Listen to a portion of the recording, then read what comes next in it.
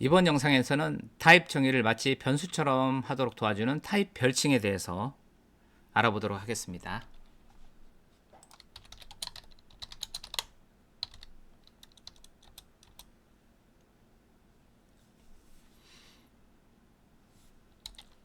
우리는 지난 영상에서 객체 타입을 정의하는 방법을 살펴보았죠.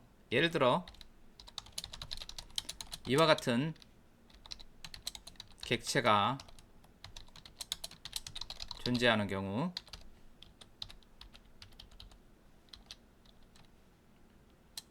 타입 정의는 이렇게 콜론을 하고 중괄호 두 개를 열고 id, 넘버, 네임, 스트링이라고 리터럴 타입 방식으로 이렇게 정의를 했습니다. 자, 그런데 여기서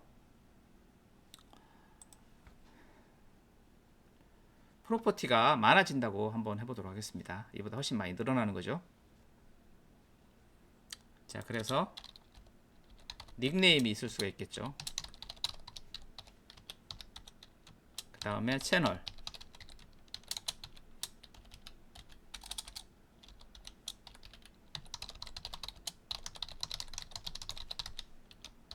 뭐 사는 지역도 있을 수 있겠죠.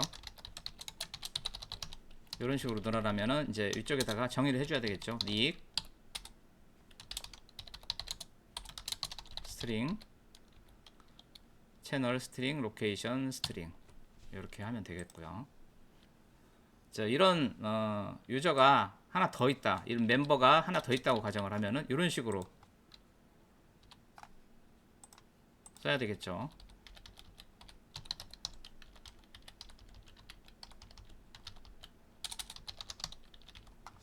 좀 보시면 아시겠지만 이게 많아지고 이런 변수가 증가했을 때 이런 부분들이 계속 중복됨을 알 수가 있죠.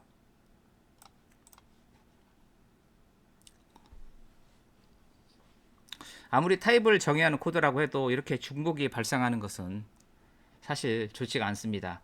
이럴 때 타입을 마치 변수처럼 요걸 갖다 다시 변수처럼 정의를 해서 사용하는 타입 별칭을 이럴 때 사용을 하면 좋겠습니다. 자, 이제부터 타입의 별칭을 정의해서 코드의 중복을 해소시켜 보도록 하겠습니다. 먼저 이쪽 상단에다가 타입이라는 키워드를 사용을 하고요. 그 다음에 첫 글자는 대문자로 해서 멤버라고 정의를 하겠습니다. 멤버. 자, 이렇게 중괄호로 열고 닫습니다. 그 중괄호를 여는 이유는 객체의 타입을 정의할 거기 때문에 그러는 거죠.